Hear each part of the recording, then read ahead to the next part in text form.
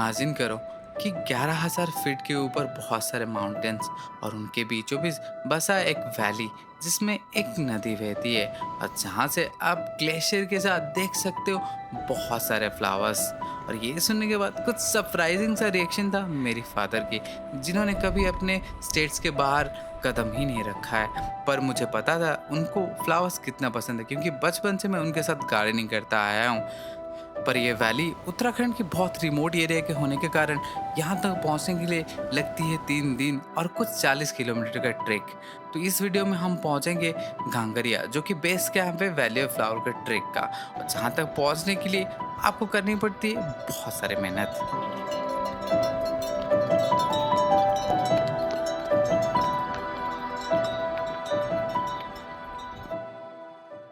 सुबह 4 बजे उठ के उड़ीसा से फ्लाइट पकड़ के मैं पहुंचा दिल्ली, जहाँ से ऊपर से मुझे दिखा वाइट कलर की यमुना। फिर बस स्टैंड से ऋषिकेश की बस लेकर आधी रात को उत्तराखंड में मेरी एंट्री हुई। अभी अभी मैं हूँ देवराय के आसपास में एक ढाबा में। बेसिकली हम लोग सुबह 6 बजे से स्टार्ट किया अपना road from Rishikesh to Joshimath. और मेन चीज़ है कि मैंने सोचा नहीं था ऐसे वीडियो बनानी है, पर रास्ते में इतने सारे व्यू पॉइंट्स के बादल के ऊपर सारे चीज़ दिख रहे थे भाई, पूरा बादल भरे हुए थे सारे वैली में। नीचे गंगा जी का साउंड, जैसे गंगा जी बह रहे थे, मस्त साउंड आ रहा था। सोचा कि ऐसा व्यूज़ है तो उड़ते थे, बना लेते एक वीडियो इस पर भी।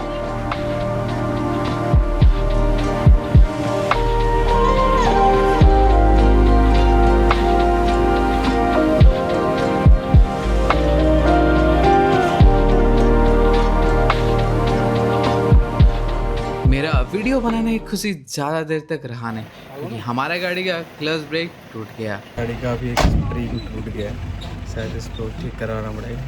तो जा रहे हैं, क्लच का स्प्रिंग निकल गया। 2000 years later. हो गया गाड़ी ठीक, अब हम लोग निकलेंगे। होटल पहुंचते पहुंचते मुझे लगा आज डे 2 का सारे एडवेंचर खत्म हो गया, पर मुझे क्या पता था हमारा डे 2 का मेन इवेंट तो हमारा होटल ही था। और हम लोग पहुंच गए हमारे होटल में।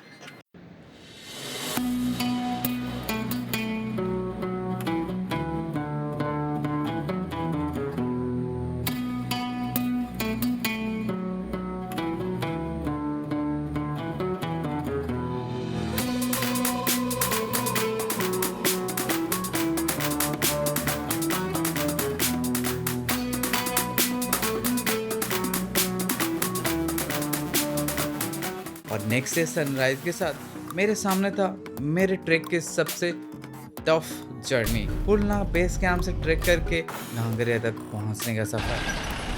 अभी ऐसा एक्साइटमेंट है लाइक कि जैसे गार्डनिंग आप अगर स्टार्ट करते हो तो आपका पहला स्टेप रहता है जगह सिलेक्ट कर लिया आपने, सब कुछ कर लिए, क्लीनिंग्स कर लिए, एंड पहला चीज़ रहता है साथ में। जैसे मेरा याद है कि बचपन में मेरे फादर के साथ सारे जो भी हमारा मतलब वैसे ही घर के पास में बहुत जगह था तो उसको हम लोग क्लीन करते थे पहले, अब तो लाइन करते थे, फिर उसके बाद जाके हम लोग प्लान करते कि कौन सा फ्लावर को कहाँ लगानी है। तो this is like that first step जहाँ पे सारे कैलकुलेशन, सारे मेहनत करनी है, मिट्टी हटाना है, मिट्टी डालनी है, पेड़ लगाने के लिए जो भी चीज़ें चाहिए वो सब करनी है, मैनुअल वर्क लेबर जो होता है। फिर this is like that kind of feeling. तो अभी स्टार्ट होगा सारे मेहनत, 10 किलोमीटर का ट्रैक और बहुत सारे मस्तियाँ। सोच रहे पोर्टर कर लेंगे, थोड़ा सा हल्का पड़ेगा बट देखते हैं पोर्टर का क्या कॉस्ट्यूम वगैरह रहता है उसके ऊपर। बट यहाँ पे मैं बैठा हूँ, मेरे सामने Pulna village. Oh my God, क्या लग रहा है, मतलब ऐसा गांव हो तो फिर और क्या ही बोलना है। सूरज दोनों साइड में खिला है, दोनों साइड में खिला है और नीचे गंगा माँ बह रही है, मतलब वहाँ से वाटर स्ट्रीम्स आ रहे हैं। ये गांव है, सिप्स है, स्विट्ज़रलैंड जैसे वाइब नहीं आता जैसे मूवी में आप लोग देखते हो। और ऊपर से देखो क्लाउड ही क्लाउड है, व्हाट अ फीलिंग।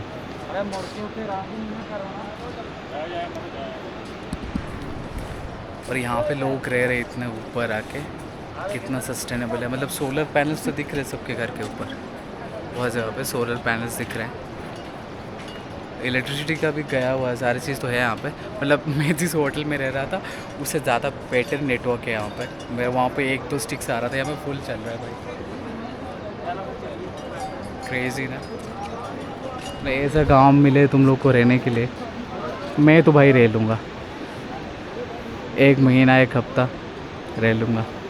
पर ठीक है कि एक चीज़ है बस, क्योंकि मुझे नॉनवेज खाना बहुत पसंद है। यहाँ पे नॉनवेज नहीं मिलती, शायद उसका चीज़ एक है सकता है, बट उसका अलावा एवरीथिंग इज़ टू परफेक्ट।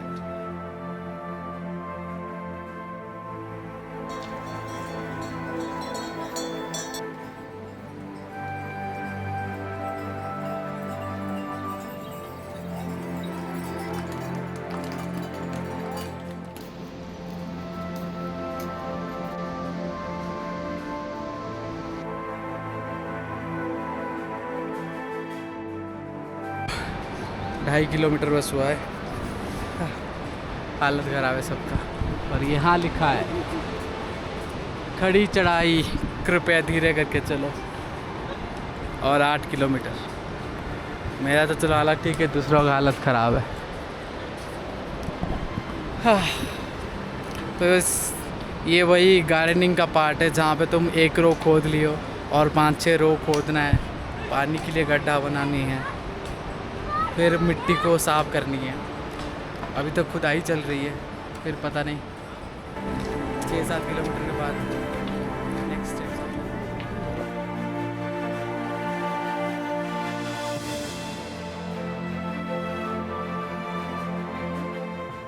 यहाँ पे वैली ऑफ फ्लावर के ट्रैक के साथ हेमकुंड साहिब के भी ट्रैक चल रही है। तो भाई सब जोश में, क्योंकि पिलग्रिमेज होता है और बहुत टफ भी होता है। मतलब ऐसे घांगरिया से पहुँच के वहाँ से भी बहुत ज़्यादा इंक्लिनेशन पे चढ़ के जाना है। तो बहुत लोग तो मतलब जो फूलना है जहाँ से हमने गाड़ी लेके आया था बेस तक, जहाँ से हमने ट्रैकिंग स्टार्ट की, वहाँ से वो गाड़ी बिना लेके वहाँ से चल के आते हैं। वो पिलग्रिमेज कर रहे तो वो इसलिए वो गाड़ी नहीं लेते वहाँ से। वहाँ पे गुरुद्वारा है, वहाँ से निकलते हैं पैदल पूरा, और पूरा चलते हैं हेमकुंड साहिब तक। इसीलिए पूरा जोश में। आई थिंक आपको बच्चे दो दिखाए थे, वो भी हेमकुंड साहिब का पूरा से गुणगान कर के जा रहे थे। मस्त लगा मुझे भाई। बच्चे छोटे छोटे बच्चे 8-10 साल का, वो 12 साल का शायद होगा भाई, पूरा जोश में थे। मज़ा आ गया उनको देख के मेरे में बहुत जोश आ गया।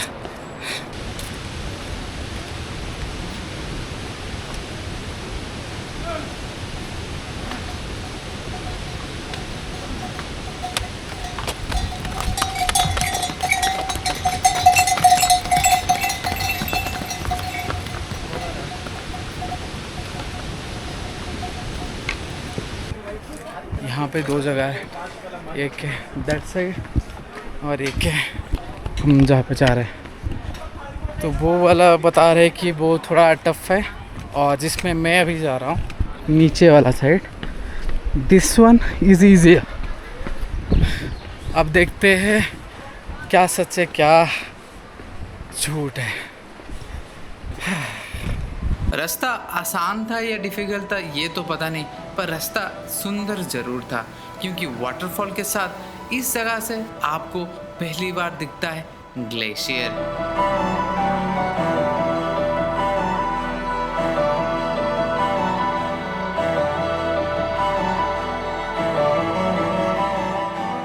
और इसी जगह से ही चालू होता है आपका खड़ी चढ़ाई, जो कि मोस्ट डिफ़िकल्ट पार्ट है इस ट्रैक का।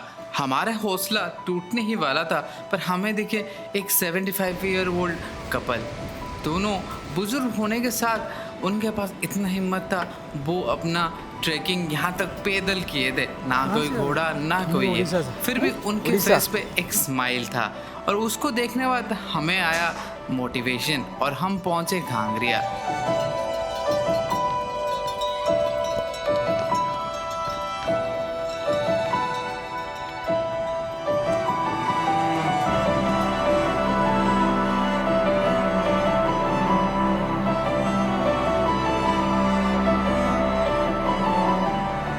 भाई मस्त रसमलाई, गुलाब जामुन, समोसे, वाह वाह क्या दिख रहे हैं भाई।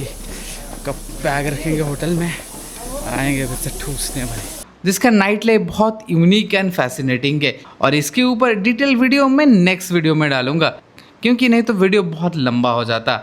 और नेक्स्ट सुबह ग्लेशियर के साथ मैंने स्टार्ट किया अपना डे, जहाँ पे हम लोग करने वाले थे वैली ऑफ फ्लावर का मेन ट्रैक स्टार्ट करते ही आपको दोनों साइड दिखेंगे।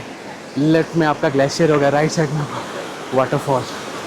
क्या नज़ारा है भाई।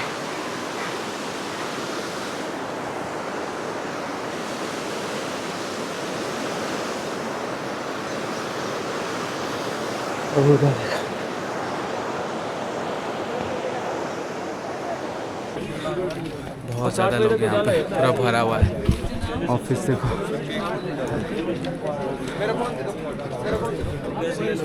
This is the crowdest track I ever done. 2,000 years later. जैसे मैं वैली के अंदर कदम रखा, मुझे एहसास हुआ कि जैसे मेरे बचपन मेरे सामने है। खिली खिली धूप और लंबी लंबी पेड़ों की जंगल, जिसके बीचों बीच सूरज की रोशनी जैसे मैजिकल सा लग रहा था। और चारों तरफ खिली हुई फूलों की खुशबू ये याद दिला रहे थे उस बचपन की, जहाँ मैं रोज़ सुबह उठ के भाग के गार्डन की तरफ जाता था, जहाँ मैं इंतज़ार करता था कि आज कौन सा फूल खिला होगा और उसका खुशबू क्या होगा। ऐसे लग रहा था मेरे बचपन कल ही तो था, कल ही तो मैं छोटा था, कल ही मैं अपने फादर के साथ गार्डन में खेल रहा था। और पता नहीं कब 30 साल हो गए, कब उम्र इतना जल्दी बढ़ गए। और उम्र के साथ स्टैमिना भी थोड़ा सा घट ही जाता है, क्योंकि कुछ किलोमीटर ट्रैक करने के बाद मुझे करना पड़ा एक स्टीप चढ़ाई। भाई almost 1.5 our into the track. Motivation सबका ऑलमोस्ट ख़त्म है, पर एक चीज़ जो मोटिवेशन को बनाए रखा है वो दैट स्नो क्लिप माउंटेन। उसको देख के सब जहाँ पे देख के फ़ोटो ले रहे हैं, थोड़ा अच्छा लग रहा है कि बुला रहा है माउंटेन जैसे तुम्हें। थोड़ा हौसला बना के रखो, आगे बढ़ते रहो, वही है, उसी के चलते चल रहे हैं। मैं तो वो माउंटेन को देख देख के मेरा थकान मिटा रहा हूँ। मतलब आधा रास्ता तो ठीक था, पर आधे से और रिमेनिंग है आप स्टफ बहुत स्टिप चढ़ाई है, इंक्लाइंड है। और जहाँ पे भी जाओगे तो वे फ्लावर्स दिखेंगे हर जगह, और वो स्नो क्लिप माउंटेन, और नीचे बह रही जो वाटरफॉल है उसका sound. That is the few things that keep you motivating. मुझे तो वही मोटिवेट करके रखा है। Still a long way to go. और इस चढ़ाई के दौरान दूर से खड़ी हुई ग्लेशियर हम पे से हंस रहा था। कभी सोचो तुम लोग कितने इनसिग्निफिकेंट हो मेरे सामने, फिर भी हर दिन तुम अपना फेक ईगो लेके घूमते रहते हो। पता नहीं किस औहदे का तुम्हें गुरूर है, पता नहीं कौन सा तीर तुमने मार लिए। इतना बड़ा धरती है, इतना बड़ा समंदर है, और मैं इतना बड़ा पहाड़ हूँ जिसमें बर्फ़ है, फिर भी हम लोग गुरूर नहीं करते। फिर भी तुम लोग इतना छोटे होने के बाद इतना गुरूर। और इस ट्रैक का असलियत कुछ ऐसे था, जिनको लगता है कि इतना सुंदर सा वैली तुम्हें आसानी से मिल जाएगी, तो फिर तुम गलत हो। कुछ चीज़ पाने के लिए तुम्हें कुछ मेहनत करनी पड़ती है। कुछ वाटरफॉल्स, कुछ पतली सड़कें, कुछ स्टीफ इंक्लिनेशन को क्रॉस करने के बाद मैं पहुंचता हूँ वैली में।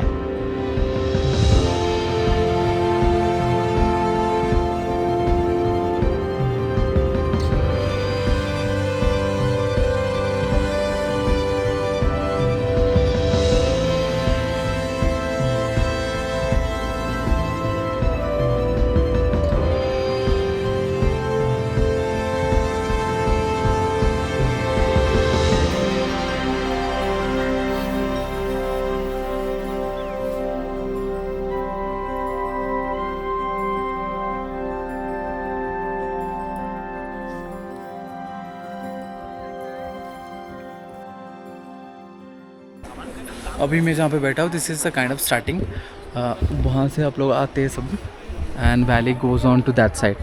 तो बेसिकली यहाँ पे तो बेसिक फ्लावर्स है। अगर आपको ब्रह्म कमल वो सब फ्लावर्स देखनी है, या फिर आपको रिवर बेड में जानी है, या फिर आपको अगर वो ग्रेव था जिनका जो वो एक्सप्लोर किए थे उनका ग्रेव जो है वहाँ तक जाने, तो वो आपको बहुत लंबा चलना पड़ेगा, बहुत लंबा। अगर आप प्रॉपर ट्रेकर हो और प्रॉपर एक्टिव हो, मतलब स्पोर्ट्स खेल रहे हो या कुछ भी कर रहे हो, जिम वगैरह जा रहे हो, देन आई थिंक आप कर लोगे। बट जो बेसिक्स है वो ज़्यादा एक्टिव नहीं है इस ट्रैक में, आई डोंट थिंक वो कर पाएंगे। सो बेसिकली जैसे मेरा हालत है, अभी तक यहाँ पे पहुँचा, बहुत ठंडा हो गया, जुकाम हो गया है, नाक से पानी गिर रहा है रिडिकुलस में, सारे आँख वगैरह से पानी गिर रहा है, ठंडा हवा लग रहा है ना, उसके चक्कर में। तो मेरा तो वहाँ तक जाने का क्वेश्चन ही नहीं उठता है, पर वहाँ पर जाते तो बहुत अच्छा होता। ग्लेशियर के नीचे नीचे आप जाते हैं, आप फ्रेश ग्लेशियर का वाटर से बना हुआ रिवर देखते, बहुत कुछ कर पाते हैं। पर आई डोंट थिंक सो मेरे लिए पॉसिबल है, I am not that strong enough. और ये एडमिट करने में कोई ख़राबी नहीं है, because every man has a limit and every person has a limit and they should know और अवेयर अबाउट इट कि तुम्हारा लिमिट क्या है, क्योंकि तुम्हें यहाँ से वापस फिर से जानी है घांगरिया तक। But what I am seeing right now so once in life time experience है मेरे लिए। वैली ऑफ फ्लावर पहुँचने के बाद, मतलब इतना ट्रैक करने के बाद ना फील रिलीव्ड, बहुत सारे फ्लावर्स दिख रहे हैं, मतलब ज़्यादातर का अभी वाइट एंड ब्लू का ही कॉम्बिनेशंस दिख रहे हैं। और यहाँ पे आने के बाद मुझे एक वर्ड एक्चुअली पता चला, हर कोई यहाँ पर बोल लेता है, एंथोफाइल करके। व्हाट डज इट मीन कि it's those people who love flowers. तो फ्लावर को जो प्यार करते पसंद करते हैं उनको एंथोफाइल बोला जाता है। मैं तो खुश हूँ, मतलब यहाँ आके बहुत मज़ा आ रहा है, पर मेरे से ज़्यादा खुश और एक पर्सन होता जो यहाँ पे आते तो इतने सारे फ्लावर्स थे वो देखते तो और ज़्यादा खुशी मिलती है उनको, और वो है मेरे फादर। अगर आपके घर में या फिर आसपास में कोई ऐसा लोग है जिनको गार्डनिंग और फूल बहुत ज़्यादा पसंद है, उन्हें वैली ऑफ फ्लावर की वीडियो ज़रूर दिखाना। उनको भी हक है इस सारी चीज़ जानने की जो कभी यहाँ तक आ नहीं पाएंगे। एटलीस्ट वो वीडियो पे देख तो सकते हैं। अगर कोई भी वैली ऑफ फ्लावर ट्रैक करने का सोच रहे हो तो बी श्योर कि आपको ऑलमोस्ट, अगर आप जस्ट स्टार्टिंग पॉइंट में घूम घाम के जाने का प्लान करो तो आपको 20-22 किलोमीटर का ट्रैक करनी है। First day 16 kilometre to Ghangaria से यहाँ तक 4 किलोमीटर बताते, पर पता नहीं उससे ज़्यादा है, 6-7 किलोमीटर के अराउंड है। ओके, अगर आपको सब कुछ देखना है तो फिर 25 किलोमीटर के अराउंड करनी है। ओके, मेरा हालत तो ख़राब हो गया, अब जाके मेडिसिन खा के सोऊंगा। पर थिंग इज़ दैट कि जितना भी डिफ़िकल्ट हो, जो भी हो, this is thing is that कि जितना भी डिफ़िकल्ट हो, जो भी हो, this is a pretty valley. But वही है बिगनर्स के लिए, और ऐसे ही कभी कभार ट्रैकिंग करने निकलने वाले के लिए तो है नहीं, हालत ख़राब हो जाएंगे।